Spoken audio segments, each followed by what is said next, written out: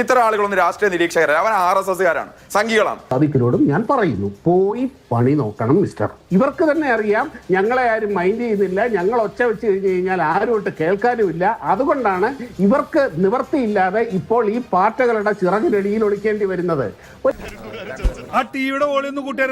കൃത്യമായി RSSന്റെ രാഷ്ട്രീയം ശാഖകളിൽ നിന്ന് ഉൽപ്പാദിപ്പിക്കുന്ന ഇത് ഞങ്ങളുടെ കമ്പനിയുടെ പുതിയ പ്രോഡക്റ്റ് ആണ് മാഡം. ഈ രാജ്യത്തെ സാധാരണ മനുഷ്യരെ മതത്തിന്റെയും ജാതിയുടെയും പേരിൽ ഭിന്നിപ്പിക്കുന്ന ഒരു സംഘർഷാവസ്ഥ ഇവിടെ ആവശ്യമാണ്. ഭിന്നിപ്പിച്ച് കാര്യം നേടുന്ന വെള്ളക്കാരന്റെ തന്ത്രം, ഭരണകൂടത്തിനെതിരായ സമരങ്ങളെ രാജ്യദ്രോഹമായി മുദ്രകുത്തുന്ന സംഘപരിവാരത്തിന്റെ രാഷ്ട്രീയം കാവിക്കളർ കുപ്പായൂട്ടി ചാനലിൽ വന്ന് പറയുന്നയാളെ രാഷ്ട്രീയ നിരീക്ഷകൻ എന്ന് വിളിച്ചുകൊണ്ട് ഈ ചാനലിൽ അവതരിപ്പിക്കുന്നത് നിങ്ങൾ ഈ ദേശീയ മാധ്യമങ്ങളെ വിമർശിക്കാനുള്ള നിങ്ങളുടെ സാധ്യതയെ തന്നെ ക്യാൻസൽ ചെയ്യാണ് എന്നാണ് എനിക്ക് തോന്നുന്നത്. ഇത്തരം ആളുകളൊന്നും രാഷ്ട്രീയ നിരീക്ഷകരാണ്, അവൻ RSSകാരാണ്, സംഘികളാണ്. എന്താ നിന്റെ ഉദ്ദേശം? ഇപ്പൊ ഇദ്ദേഹം ഇവിടെ പറയാണ്, ജനാധിപത്യ രാജ്യത്ത് ഒരു കൂട്ടർക്ക് പ്രതിഷേധിക്കാൻ അവകാശമുണ്ടെങ്കിൽ ആ പ്രതിഷേധിക്കുന്നവർക്കെതിരെ പ്രതിഷേധിക്കാനും അവകാശമുണ്ട്, ശബ്ദിക്കാനും അവകാശമുണ്ട്. ശബ്ദിക്കുകയാണോ ചെയ്തത്? രാജ്യത്തെ മുതിർന്ന നേതാക്കൾ, CPIയുടെ നേതാവ് ആനി രാജു ഉൾപ്പെടെയുള്ള ആളുകളെ ഇന്ന് മർദ്ദിച്ചു എന്നുള്ളതാണ് പുറത്തു വരുന്ന വാർത്തകൾ. എന്നാലും ആ കാലമാടൻ ഇവനോട് ചെയ്തു പോട്ടെ, ഒരു പെൺകുട്ടിയാണെന്നുള്ള പരിഗണന പോലും ഈ കുട്ടിയോട് കാണിച്ചില്ലല്ലോ.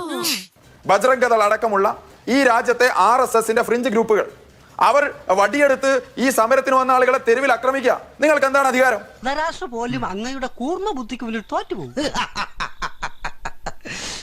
ഇന്ത്യ രാജ്യത്ത് ഭരിക്കാനുള്ള മാൻഡേറ്റ് ജനങ്ങൾ വോട്ടിലൂടെ നൽകിയിട്ടുണ്ട്. അത് വോട്ടിലൂടെ ലഭിച്ചതാണോ EVM അട്ടിമറിയിലൂടെ ലഭിച്ചതാണോ എന്നുള്ള ചർച്ച പോലും നടക്കുന്ന രാജ്യത്ത് നിങ്ങൾക്ക് കയ്യിലുള്ള ഭരണത്തെ ഉപയോഗിച്ചുകൊണ്ട് ഈ രാജ്യത്തെ ഭരണകൂടത്തിനെതിരായി ഉയർന്നു വരുന്ന എല്ലാ പ്രതിഷേധങ്ങളെയും അങ്ങ് അടിച്ചമർത്തി കളയാം എന്നാണോ RSS വിചാരിക്കുന്നത്, BJP വിചാരിക്കുന്നത്? അതൊന്നും ഇന്ത്യ രാജ്യത്ത് സാധ്യമല്ല. പറ്റില്ല. ഇന്ത്യ രാജ്യത്ത് നിന്ന് ഉയർന്നു വരുന്ന സമരത്തിൽ ആ വിദ്യാർത്ഥികൾ ഉയർത്തിപ്പിടിച്ച മുഖം അംബേദ്കറുടെ മുഖമാണ്. വിവരമില്ലാത്തവരെല്ലാം ഒരു നാട്ടിൽ നിന്ന് ജനിച്ചു. അംബേദ്കർ എന്ന് പറയുന്ന ഇന്ത്യ രാജ്യത്തിന്റെ ഭരണഘടനാ ശില്പി, അദ്ദേഹം ഈ രാജ്യത്തെ വിഭാവനം ചെയ്തത്, ഇന്ത്യയുടെ സ്വാതന്ത്ര്യ സമര സേനാനികൾ ഈ രാജ്യത്തെ വിഭാവനം ചെയ്തത് ഒരു സ്ഥിതി സമത്വ പരമാധികാര ജനാധിപത്യ മതനിരപേക്ഷ റിപ്പബ്ലിക് ആയിട്ടാണ്. നിങ്ങൾ ആ രാജ്യസ്നേഹം പഠിപ്പിക്കാൻ ഈ നാട്ടിലെ വിദ്യാർത്ഥികൾക്ക് നേരെ, യുവാക്കൾക്ക് നേരെ വന്നാൽ സമരം എന്താണെന്ന് ഈ നാട് കാണിച്ചു തരും. സ്വാതന്ത്ര്യ സമരം നടത്തിയ പാരമ്പര്യമുള്ള ഈ നാട്ടിലെ ജനതയുടെ പിന്മുറക്കാർ ഇവിടെയുണ്ട്. സമരം എന്താണെന്ന് ഈ നാട് കാണിച്ചു തരും. സ്വാതന്ത്ര്യ സമരം നടത്തിയ പാരമ്പര്യമുള്ള ഈ നാട്ടിലെ ജനതയുടെ പിന്മുറക്കാർ ഇവിടെയുണ്ട്.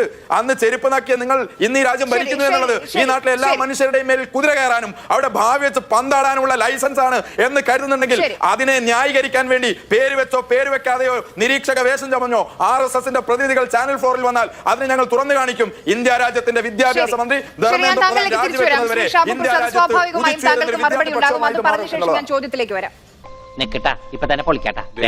അതായത് ആര്യ എന്നെ വിളിച്ചത് ഇവിടുത്തെ മാതൃഭൂമി എന്നെ നേരിട്ടാണ് വിളിച്ചത്. അല്ലാതെ ഇവിടെ നിന്ന് മാതൃഭൂമിയിൽ നിന്ന് RSSന്റെ കാര്യാലയത്തിലേക്കോ അല്ലെങ്കിൽ ഇവിടെ എന്താണ് മാരാർജി ഭവനിലേക്കോ വിളിച്ചിട്ട് നിങ്ങളുടെ ഒരു പ്രതിനിധിയെ വിട്ടു തരണം എന്നല്ല പറഞ്ഞത്. എന്നെ നേരിട്ടാണ് വിളിച്ചത്. പിന്നെ അദ്ദേഹം പറഞ്ഞത്, ഞാൻ രാഷ്ട്രീയ നിരീക്ഷകൻ എന്ന് പറഞ്ഞ് ഇവിടെ വന്നിരിക്കുന്ന ഒരാൾക്ക് അയാൾക്ക് എന്ത് രാഷ്ട്രീയമാണുള്ളത്? മിസ്റ്റർ സാദിഖ്, എനിക്ക് നല്ല വ്യക്തമായ രാഷ്ട്രീയമുണ്ട്. രാഷ്ട്രീയ നിരീക്ഷകൻ എന്ന് പറഞ്ഞു ഒന്നിന് തന്നെയാണ് ഞാൻ വരുന്നത്. കാരണം ഞാൻ ഒരു രാഷ്ട്രീയ പാർട്ടിയും റെപ്രസെൻ്റ് ചെയ്തല്ല വരുന്നത്. പക്ഷേ എനിക്ക് എൻ്റേതായ വളരെ കൃത്യമായ രാഷ്ട്രീയമുണ്ട്. ആ രാഷ്ട്രീയം ഞാൻ പറയുകയും ചെയ്യും. എന്താണ് ഈ രാഷ്ട്രീയ പാർട്ടികളുടെ ലേബലിൽ വരുന്നവർക്ക് മാത്രമേ ഇവിടെ രാഷ്ട്രീയം പറയാൻ പാടുള്ളൂ എന്നൊക്കെ തിട്ടൂരമിറക്കിയാൽ പോയി പണി നോക്ക് എന്ന് തന്നെ പറയുള്ളൂ. എനിക്ക് രാഷ്ട്രീയമുണ്ട്. പിന്നെ എന്തുകൊണ്ടാണ് എന്നെ ഇവരെ BJP എന്നോ RSS എന്നോ ഒക്കെ വിശേഷിപ്പിക്കാന്ന് പറഞ്ഞാൽ RSSോ BJPയോ എന്നെ ഈ പണി ഏൽപ്പിച്ചിട്ടില്ല. ഞാൻ എൻ്റേതായ രീതിയിലാണ്, ഒരു സ്വതന്ത്ര വ്യക്തി എന്നുള്ള രീതിയിലാണ് വരുന്നത്. ഒരു സ്വതന്ത്ര വ്യക്തിക്ക് ഈ നാട്ടിൽ ഇഷ്ടമുള്ള രാഷ്ട്രീയവും ഇഷ്ടമുള്ള ആദർശവും പറയാനുള്ള അവകാശമുണ്ട്. ആ അവകാശത്തിനെ ചോദ്യം ചെയ്യാൻ നിങ്ങൾ ആരാണ് എന്ന് ചോദ്യം കഴിഞ്ഞാൽ പോയി പണി നോക്ക് എന്ന് തന്നെ പറയും. അത് തന്നെ മിസ്റ്റർ മുഹമ്മദ് സാദിഖിനോടും ഞാൻ പറയുന്നു, പോയി പണി നോക്കണം മിസ്റ്റർ. എനിക്കിഷ്ടമുള്ളത്, എനിക്ക് സൗകര്യമുള്ള രാഷ്ട്രീയം ഞാൻ സൗകര്യമുള്ള പ്ലാറ്റ്ഫോമിൽ പറയണ്ട, അത്രേ ഉള്ളൂ. ഇവിടെയും പറയും, ഇവിടെയും നിങ്ങളുടെ മുഖത്ത് നോക്കി പറയുന്നു, പോയി പണി നോക്കണം മിസ്റ്റർ, എനിക്ക് സൗകര്യമുള്ളത് ഞാൻ പറയും. പറഞ്ഞാൽ കേട്ടിരിക്കാൻ ഞങ്ങൾക്ക് സൗകര്യപ്പെടില്ല. ഓ കേൾക്കണ്ട, ഇയാൾ സൗകര്യപ്പെടുവോ സൗകര്യം പക്ഷെ എനിക്ക് പറയാനുള്ളത് ഞാൻ പറയുന്നത് ഇവിടെ ഈ വിദ്യാർത്ഥി സംഘടനകളുടെ ഈ യുവസംഘടനകളുടെ ഒക്കെ വേഷം കെട്ടി ഇവിടെ വന്ന് ഈ ചാനൽ ഫ്ലോറിൽ ഇരുന്ന് ഗോഗോ പറയുന്ന ഒരൊറ്റ ഒരെണ്ണത്തിന് ഒരു മനുഷ്യർക്ക് ഇഷ്ടമല്ലാത്തത് കൊണ്ടോ അവരെ നോക്കിയിരുന്നിട്ട് കാര്യമില്ല എന്നുള്ളത് കൊണ്ടോ ആണ് ഇവർക്ക് തന്നെ അറിയാം ഞങ്ങളെ ആരും മൈൻഡ് ചെയ്യുന്നില്ല, ഞങ്ങൾ ഒച്ച വെച്ച് കഴിഞ്ഞ് കഴിഞ്ഞാൽ ആരുമായിട്ട് കേൾക്കാനുമില്ല. അതുകൊണ്ടാണ് ഇവർക്ക് നിവർത്തിയില്ലാതെ ഇപ്പോൾ ഈ പാർട്ടികളുടെ ചിറകിനടിയിൽ ഒളിക്കേണ്ടി വരുന്നത്. ഈ പറഞ്ഞതിന് വേറൊരർത്ഥം ഇല്ലേ? ഒരു കാര്യം ഞാൻ പറയട്ടെ, ശരി, വാദത്തിന് വേണ്ടി എല്ലാം നമുക്ക് നോക്കാം. ഇവർ പറയുന്നത് പ്രകാരം, ഇവരുടെ വാദപ്രകാരം എന്താണ് ആര്യ? ഈ രാജ്യത്തെ വിദ്യാഭ്യാസ മേഖല തകർന്നു, സാമ്പത്തിക മേഖല തകർന്നു, സാമൂഹ്യ മേഖല തകർന്നു, അതിഭീകരമായ വർഗീയത ലോകം മുഴുവനും നാണം കെട്ട് നിൽക്കുന്നു. ഇങ്ങനെയൊക്കെ ഉള്ള ഒരവസ്ഥയാണ് ഇവരെ സംബന്ധിച്ചിടത്തോളം ഈ രാജ്യത്തുള്ളത്. ഇവിടെ സാധാരണക്കാരായ ജനങ്ങൾ പൊറുതിമുട്ടിയിരിക്കുകയാണ്. ഇങ്ങനെയുള്ള ഒരു അവസ്ഥയിൽ ഒരു പ്രക്ഷോഭം നയിക്കാനോ തെരുവിലിറങ്ങാനോ പ്രക്ഷോഭം നയിക്കാനോ ഈ സർക്കാരിനെ താഴെ ഇറക്കാനോ ആ രീതിയിലുള്ള എന്തെങ്കിലും ഒരു കാര്യം ചെയ്യാൻ ഇവരെ കൊണ്ട് കൊള്ളില്ല. ഇവരെ കൊണ്ട് ഈ പണി നടക്കില്ല. ഇതേപോലെ ചാനൽ ഫ്ലോറിൽ വന്നിരുന്ന് ഗോഗുവ വിളിക്കാനും വൃത്തികേട് പറയാനും അല്ലാതെ ഈ സാധനങ്ങളെ കൊണ്ടൊന്നും ഒന്നിനും കൊള്ളില്ല. എന്റെ മോൻ പോയി തൂങ്ങിച്ചത്. അതുകൊണ്ടാണ് ഇപ്പോൾ ഈ പറഞ്ഞ പോലെ ഇവർ തന്നെ ആക്ഷേപിക്കുന്ന രീതിയിലുള്ള അരാഷ്ട്രീയ വാദങ്ങൾ ഉയർത്തുന്ന ഇതുപോലുള്ള കൂട്ടായ്മകൾക്ക് ജനശ്രദ്ധ കിട്ടുന്നത്. കുറച്ച് ഓവറായാലും എല്ലാവരും ശ്രദ്ധിക്കൂ. അവർക്ക് റീച്ച് കിട്ടുന്നത്. ഇപ്പൊ SFIയുടെയോ ഇപ്പൊ ഇവർ പറഞ്ഞില്ലേ, SFI ഇങ്ങനെ അഖിലേന്ത്യാ തലത്തിൽ പടർന്ന് പന്തലിച്ച് അവരൊന്ന് ഊതിക്കഴിഞ്ഞാൽ നരേന്ദ്രമോദി അവരുടെ മൂക്കിൽ കൂടെ കയറിപ്പോകുന്നാണല്ലോ ഇവർ അവകാശപ്പെടുന്നത്. എന്ത് പറ്റി? നിങ്ങളുടെ മൂക്കിന് വലിപ്പം കുറഞ്ഞു പോയോ? വലിക്കപ്പാ.